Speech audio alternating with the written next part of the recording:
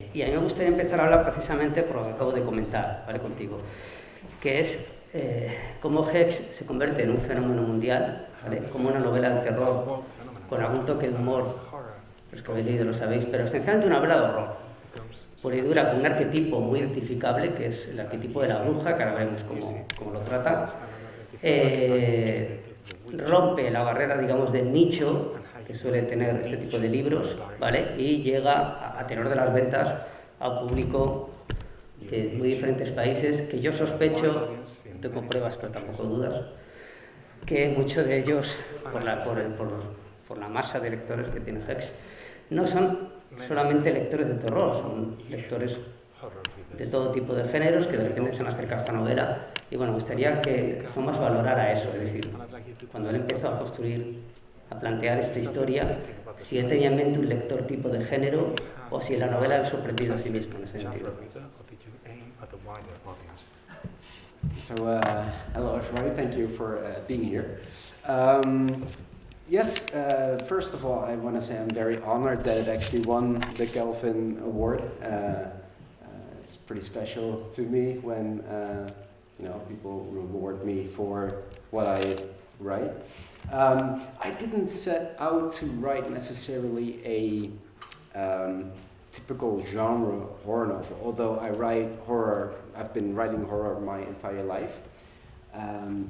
But indeed, it's true. Many readers around the world have picked it up who usually do not read horror fiction. And I think that's true because this book is so... It plays with the horror tropes, but it has a very relatable storyline. Everybody knows what it's like to live in a town where people tell you how to behave in certain ways, where there are certain rules to follow. Everybody know what it's like, and the people in this book are very relatable, and especially, I guess, now in quarantine times, right, during COVID with the lockdowns. Basically what happens in Hex as well, although for very different reasons. But no, I didn't set out necessarily to write a typical horror book, but it reached far beyond those audiences, that's true. And there are many thriller readers who are picking up this book, fantasy readers, readers of literary novels. And it's hard to tell why exactly that is. There must be something relatable about the characters, about the storyline, and people keep telling about the book, and that's what I most like about it. I love the way people refer to this book online, and then people tell each other, did you read this, did you read this, and share their stories about it, and that's how how the fire spreads. En primer lugar, bueno, muchísimas gracias por esta presentación. Es un verdadero honor haber ganado el premio Kelvin 505 a la mejor novela extranjera publicada en España con este título. Siempre es muy especial que me den un premio por algo que he escrito y la verdad es que lo agradezco mucho. En cuanto al propósito, cuando me puse a escribir la novela, no me propuse de primeras escribir una novela que siguiera todos los típicos tópicos de la novela de terror. Llevo toda la vida escribiendo terror y lo cierto es que sé que muchos de los lectores de Hex son lectores en todo el mundo que habitualmente no compran este tipo de novela de género. Pero quizás hubo algo que les llamó la atención, quizás sea porque creo que juego con los tropos del terror y al mismo tiempo lo hago creando una historia con la que es fácil identificarte, con la que es fácil establecer una relación. ¿Por qué digo esto? Porque creo que todos conocemos la sensación de vivir en un lugar pequeño, con unas normas muy estrictas, muy rígidas, en el que la gente está mirando constantemente lo que haces, preocupándose por cómo te comportas o te dejas de comportar, y eso es en realidad uno de los tropos, uno de los elementos que están presentes en esta novela. Creo que ha funcionado por un montón de razones distintas. Y la verdad es que es algo que me satisface bastante. Es cierto que he llegado más lejos de lo que suelen llegar muchas novelas de terror y seguramente la hayan comprado lectores que normalmente pues, consumen más fantasía o que consumen más otro tipo de literatura. ¿Por qué? Pues no lo sé. Quizás sea porque se pueden identificar con los personajes, con el tipo de historia que se está contando, y una de las cosas que más me satisfacen es poder conectarme en internet y encontrarme con reseñas o con gente que le dice, oye, ¿has leído esta novela? Está genial, te lo vas a pasar de coña, tienes que leerla tú también. Y es una de las cosas que realmente más me llenan como autor. Eso, claro, acabas de decir una cosa, que es esta idea del... El terror es universal. Es universal, si no, una novela como Hex o los éxitos cinematográficos no funcionarían por igual en todos lados, ¿no? En este caso tú hablas de una comunidad, de algo muy universal con lo que todos podemos identificarnos, ¿no? Es la idea de respetar las normas, sobre todo en esa edad liminal que es la adolescencia, en la que se sitúan, no todos, pero los personajes yo creo que más activos de tu novela, ¿no? Los que ponen en marcha la acción son adolescentes. Vale, pero pasa algo en España. En España no tenemos comunidades como las que describes en Hex, o la mayoría de nosotros no vivimos en comunidades. Que existen pueblos, pero la mayoría de nosotros, por estadística, vivimos en grandes ciudades. Con lo cual esta idea de el recinto, el pueblo, el cual todo el mundo se conoce y tal, no todo el mundo, digamos, tiene, muchos sí, pero hay una centralización en España, en grandes ciudades, que hace que a mí personalmente me sorprenda, no sé cómo lo harás tú, hablo de mi país, seguro que pasa en otros países, el que ese elemento pueda ser identificable por parte de tanta gente, ¿no? Tengo que respetar unas normas porque mis vecinos lo respetan, que al mismo tiempo es un tropo del género de terror. La norma, ¿no? El credo al que uno tiene que aferrarse, porque si no va a haber unas consecuencias. Hex habla de eso, creo que gran parte del género habla de eso y tú lo que haces es modernizarlo. So that is, I guess, because in the end, this is supposed to be a creepy story, right? This is a story that when you read it, you gotta, sleep with the lights on. You gotta, look under your bed before you go to sleep, because otherwise there might be something underneath. And I found that, because I've been touring quite a lot for Hex around the world. I've been to the United States, I've been in my own country, in the Netherlands, I've been to China, I've been to Brazil, all over Europe. And wherever I went, people are universally afraid of the same things. Like, we all fear that shape that when we wake up at night that stands next to our bed and watches us behind those stitched up eyes in the book, because it's not really watching, of course. But we all fear the same things. We all share the same universal fears. And I guess when you have that, it doesn't really matter where you live, whether it's in the United States where the book sets, or in Spain, or whether it's in a big city or in a small town. Because we can all relate to that general fear that's the base of the story.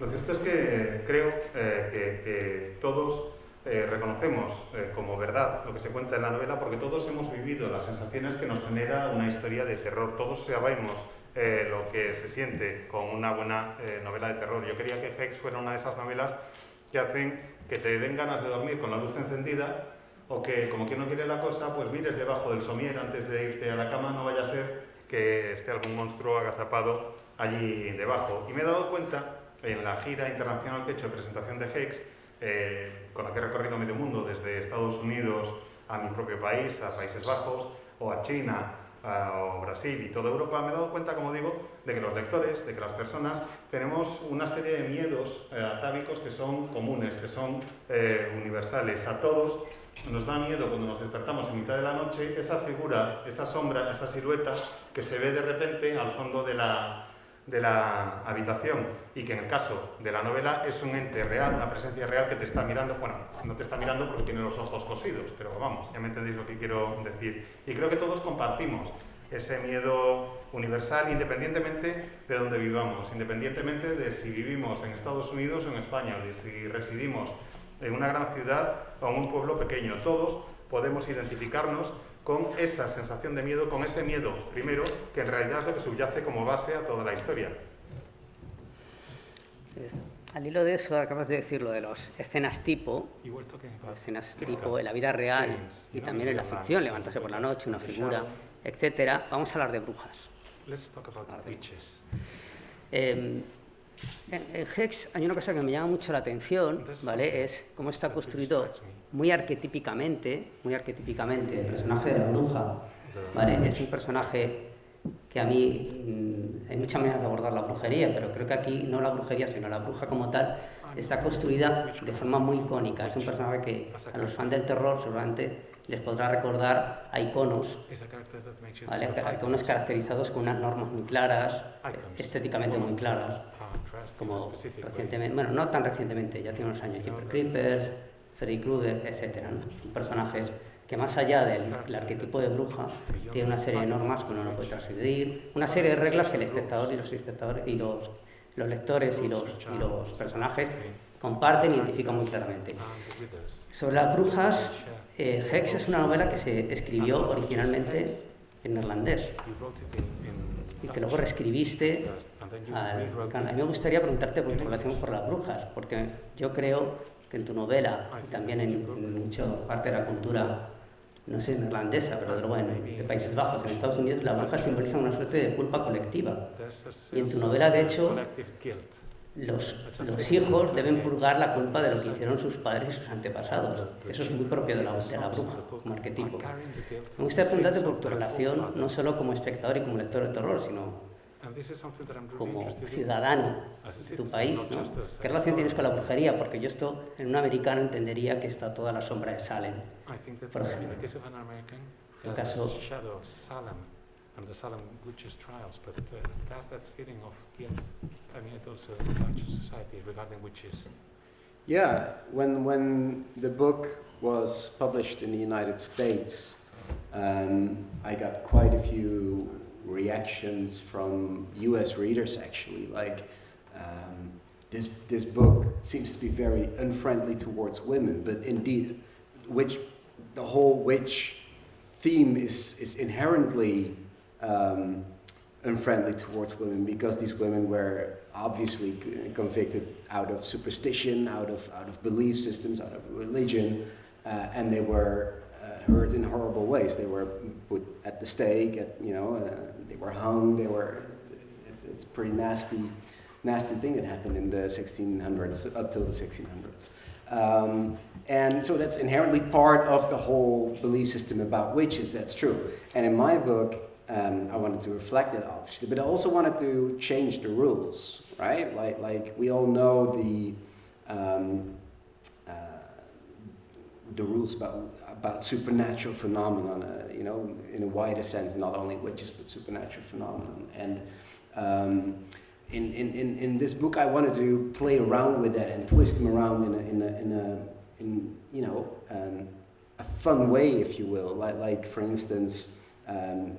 The biggest thing that I brought to this witch theme, because I'm from the Netherlands, and the Netherlands is a pretty down-to-earth country. We don't have a lot of religion is not really a big part of our lives anymore. There's not a lot of superstition in our country. We're very practical people, and so I figured, okay, what if we in Holland would deal with a supernatural phenomenon like a witch? I think we would deal with it in a very, very practical way. So when this witch pops up in everybody's houses, sure, they fear her. And sure, when they see her for the first time, they run away screaming like any sane person does. But, after the 5th time, or the 10th time, or the 12th time, you kind of get used to it, like you get used to everything. And at some point, these people in the book, they just hang it like a dishcloth over her face and they read the paper while she's there in the room standing there. Because that's kind of how practically you get adjusted to a supernatural phenomenon like this. Whilst at the same time, it confronts the reader, because she is that iconic image with her eyes stitched up and the mouth stitched up, and she looks creepy but also abused in that way. So that still confronts the reader on every page, like, yeah, even though it seems funny and not really scary at the surface, it's pretty nasty underneath.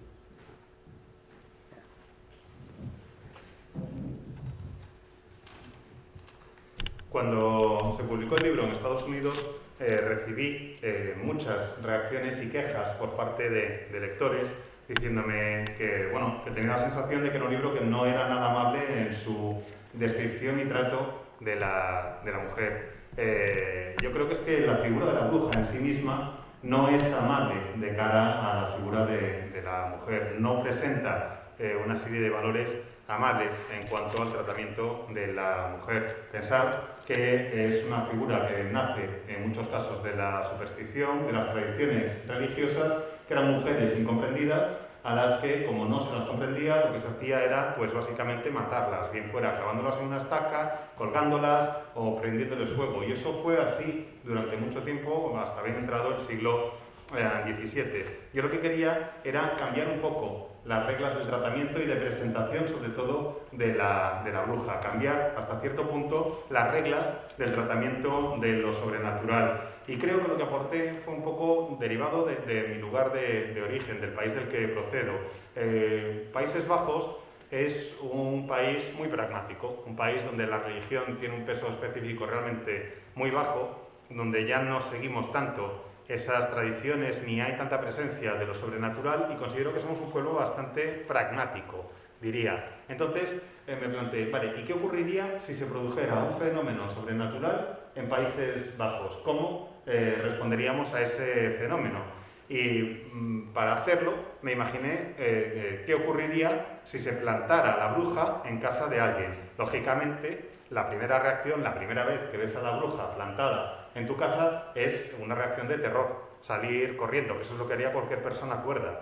Pero ya a la quinta, o a la décima, o a la duodécima vez, pues ya te vas acostumbrando. Y ya lo ves como algo pues más o menos normal, adoptando, como digo, una actitud bastante pragmática. Y así se me ocurrieron algunas de las escenas que me parece son más chocantes del libro, cuando aparece la bruja y básicamente le ponen un mantel por encima y está el fulano sentado en su casa, en el sillón, leyendo el periódico, mientras tiene la bruja plantada ahí en medio con el mantel por encima, los ojos cosidos y la boca cosida. Ya se han ido acostumbrando, han adoptado una actitud pragmática ante lo sobrenatural. Y eso, con una imagen tan icónica, como digo, como la de la bruja, que tiene eso, los ojos cosidos y la boca cosida. Y es una presencia que sí es aterradora, pero al mismo tiempo, y eso tiene que ver un poco con lo de cambiar la imagen, es una mujer de la que han abusado, es una mujer a la que han maltratado. Y lo que parece hasta cierto punto cómico, con esa escena un tanto grotesca,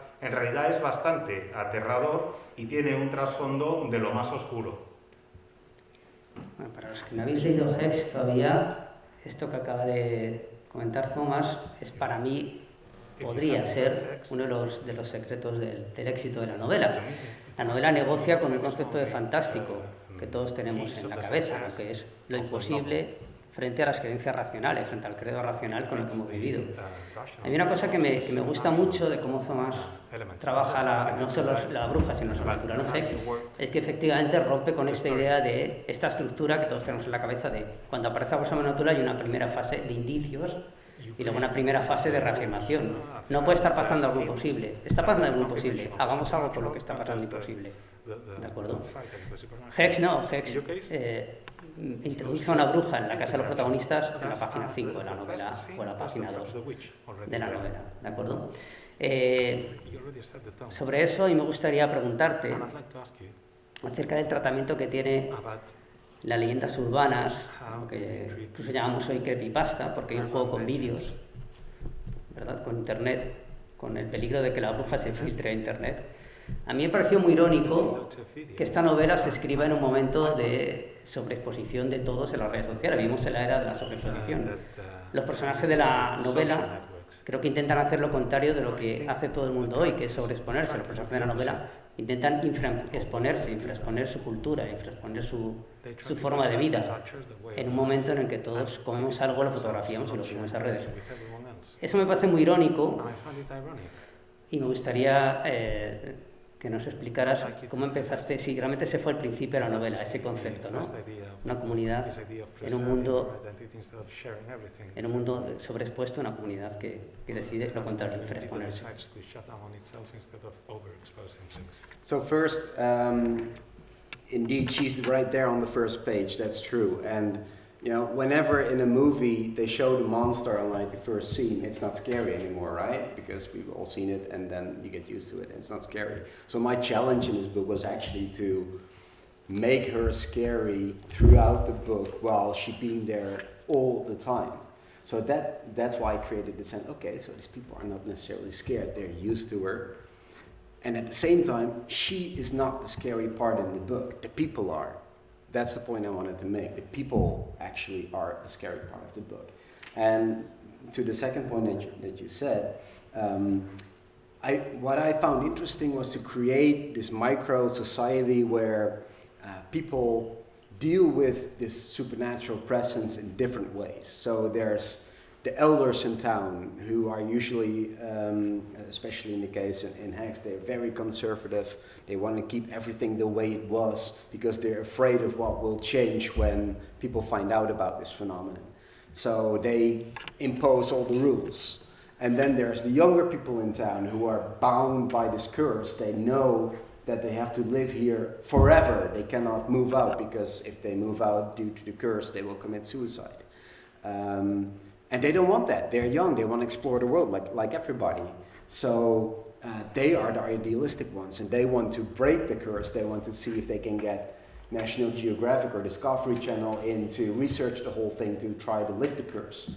And that's a nice juxtaposition, if you will, like a big contrast between how people deal with a phenomenon like this. And of course, that's where the clash happens, because it's the consequences of what these people do that, make the wheels turn around in the book. Bueno, lo cierto es que la bruja está presente en la novela desde la primera página. Normalmente en una película no enseñas, en una película de terror, claro, no muestras al monstruo en la primera escena. Porque si lo muestras en la primera escena, el espectador ya lo conoce y empieza a perderle el miedo. Ya es algo conocido a lo que te vas acostumbrando. Mi reto era que el personaje de la bruja estuviera presente desde el principio de la novela, que estuviera acompañando al lector a lo largo de todo el libro y que según avanzaba el libro fueras descubriendo lo aterradora que realmente es. Ella no cambia, el miedo o el poder que tiene la bruja sigue siendo el mismo del principio al final. Es una mujer que no es más aterradora según avanza la acción. El terror en la novela deriva de la reacción de los ciudadanos. Es la gente la que transmite la sensación de terror a lo largo del libro. Son ellos los que generan ese miedo. Viven en una micro sociedad en la que están acostumbrados a lo sobrenatural y hay dos formas de tratarlo en la comunidad. Por una parte, en Hex están los personajes de más edad, que tienden a ser los más conservadores, que quieren que todo se mantenga como había sido hasta entonces, que son los que están acostumbrados a las normas, los que las han conocido desde el principio y los que las siguen imponiendo aún con el paso del tiempo. Y por otra parte están los más jóvenes, que se ven atados de por vida por culpa de la maldición. Y cuando digo por vida es porque si cualquiera de ellos abandona la ciudad donde viven o la localidad donde viven, acaban por suicidarse. Entonces se ven obligados a vivir allí, se ven obligados a aceptar una situación que no han creado ellos y que les impide hacer lo que más les apetece, que es salir y conocer el mundo, que es lo lógico. No pueden hacer lo que quieren como jóvenes, no pueden conocer el resto del mundo. Y lo que quieren, para tratar de romper la maldición, es lograr que alguna cadena como National Geographic o Discovery Channel vaya al pueblo y desvele la verdad. Y creo que precisamente en esa juxtaposición es donde hay un elemento muy interesante de la novela, que de ahí, mejor dicho, surge el conflicto de esas posiciones encontradas entre distintos sectores de la población y que ese conflicto y las decisiones que se toman en él tienen toda una serie de consecuencias que acaban por afectar a todo el pueblo. Sí, y ahí hay una metáfora, y perdóname si igual sobreleo demasiado lo que no está en la novela, que es la idea de la bruja que no puede abrir los ojos. Si la bruja abre los ojos, se acabó. Entonces, creo que hay una metáfora sobre eso, el abrir a un personaje que tiene los ojos atados, que tiene los ojos cosidos, y que no puede abrirlos para desastre de los demás. Y esta presión, esta maldición sobre el que cae sobre los personajes de la novela, sobre todo sobre los más jóvenes, que es en pleno siglo XXI, no poder abandonar el lugar en el que has crecido. Es decir, no poder ver mundos. A mí cuando se lee la novela, es de estas cosas que muchas veces como lector te preguntas si el autor lo ha construido sobre esa metáfora, sobre esa doble lectura de la novela, o tú lo estás viendo de tu cosecha, que es algo legítimo también. I like happy accidents when they happen.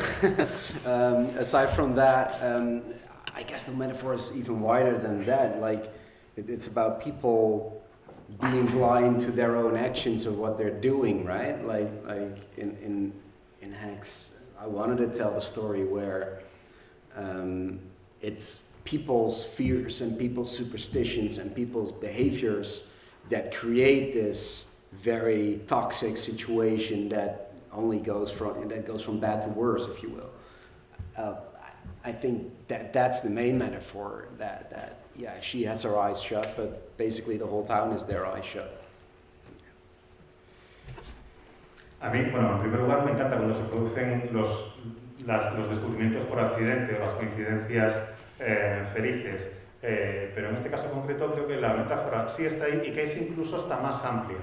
Es más amplia porque se trata de que toda la población está ciega ante las acciones que llevan a cabo y sus consecuencias. Hex es una historia de terror basada en una serie de supersticiones de un grupo de gente. Esas supersticiones crean una situación que va cada vez yendo de mal en peor, una situación que es cada vez más compleja. Y creo que realmente la metáfora deriva precisamente de eso, de que no son conscientes de que sus acciones empeoran la situación, están ciegos los propios personajes ante las consecuencias de lo que están haciendo. Sí, además hay algo también muy paradójico que creo que estéticamente juega muy bien en la novela, ¿no? Que es cómo se contrapone la superstición, es decir, una amenaza que proviene de una era absolutamente, vamos a decir así, analógica, ¿vale? Intenta ser controlada mediante alta tecnología. A mí eso lo he visto muy pocas veces, es decir, esta idea de coger un arquetipo que proviene, digamos, de una era muy codificada, muy estéticamente codificada, ¿no? La era en la que viene la bruja, intenta controlarse mediante cámaras, circuitos de televisión, etcétera, etcétera.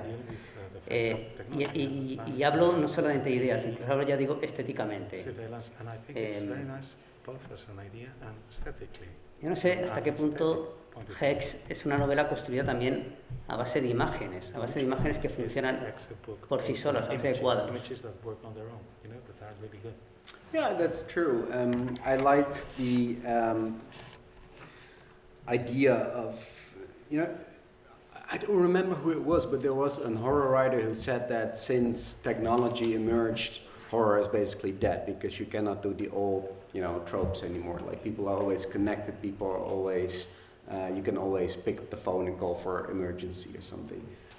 I strongly disagree with that idea because there are so many clever and nice things that you can do with technology, and that's what I wanted to do. And indeed, images are important throughout the book. There's all the CCTV camera images that show certain plot lines in the book. There is, one of the young characters, Tyler, in the book. He's a vlogger, he's a YouTuber who has to vlog. It's quite ironically because he cannot post anything about his life because, that's what vloggers do, but he cannot tell anything about his life because it's also secluded and he cannot spill the secret. But yes, I wanted to use technology in the most in a fun way. Like, okay, so you have a supernatural phenomenon. Let's track her all on the phones. We all have an app on the phone where we can track the witch and where we can report sightings. And at the same time, there's the contradiction again of, okay, but you can never take pictures of her. You cannot post about her. So yeah, it's a theme throughout the book that plays around a lot. Yeah.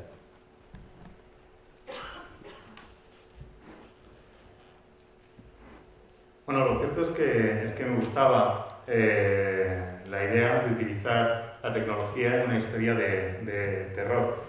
Hubo un escritor de terror, no me acuerdo quién, que dijo en su momento que desde que la tecnología había avanzado tanto, Errol Stein, que era quien decía que desde que la tecnología había avanzado tanto, el terror había muerto, porque claro, ya no podías estar incomunicado. Todo el mundo puede coger el teléfono y llamar cuando está en una situación de peligro, o hay imágenes, o hay cámaras, o hay herramientas que te permiten quitar ese elemento de misterio y de sorpresa del terror. Y yo no estoy para nada de acuerdo con esa afirmación.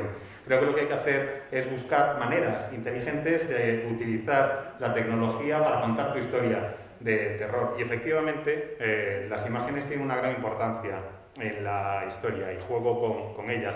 Hay circuitos cerrados de televisión, de hecho hay toda una línea argumental que tiene que ver con las imágenes, que es la relativa a Tyler, que es uno de los personajes más jóvenes, que es bloguero y que es youtuber también, y que irónicamente no puede ser bloguero y youtuber en condiciones, porque normalmente alguien que escribe un blog o alguien que hace vídeos de YouTube lo hace para contar su vida, y él no puede desvelar nada de su vida, no puede contar nada del secreto de la localidad en la que vive. Y además creo que la tecnología se puede utilizar, o la he utilizado, de una manera divertida para hacer avanzar la trama. Por un lado, la tecnología les permite desarrollar una aplicación que hace que sean capaces de rastrear los movimientos de la bruja, pero contradictoriamente, esa aplicación que les permite localizar a la bruja tampoco les sirve de mucho, porque cuando la localizan no pueden sacarle una foto, no pueden colgar ni una imagen de ella en las redes sociales, y me gustó el ver ese uso de la tecnología y presentarlo así en el libro.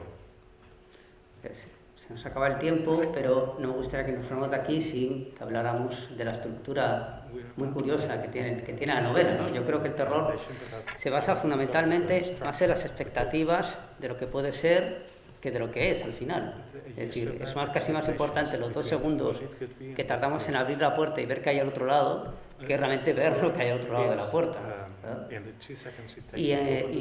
Y sin embargo, Hex, hemos dicho, plantea la amenaza de la primera página, pero hace también una cosa muy curiosa, un poco un tirabuzón para no hacer un spoiler, ¿vale? Creo que la novela tiene una estructura en 2 partes muy clara, ¿vale? La primera parte juega con lo que podría ser, con lo que puede ocurrir, y la segunda parte es con cómo vamos a lidiar con lo que ya ha ocurrido, ¿vale? Me gustaría saber si en la concepción de la novela esa estructura ya estaba presente, o fue algo con lo que te encontraste a medida que ibas avanzando por este mundo. Yeah, I definitely wanted to start from the status quo in this situation, in this very weird situation that you have to unravel slowly as a reader. Quite early on, and I think in chapter 6 in the book, there's this new family coming into town, and that was a clever way for me to actually introduce the rules, right? Because the new family had to be told the rules.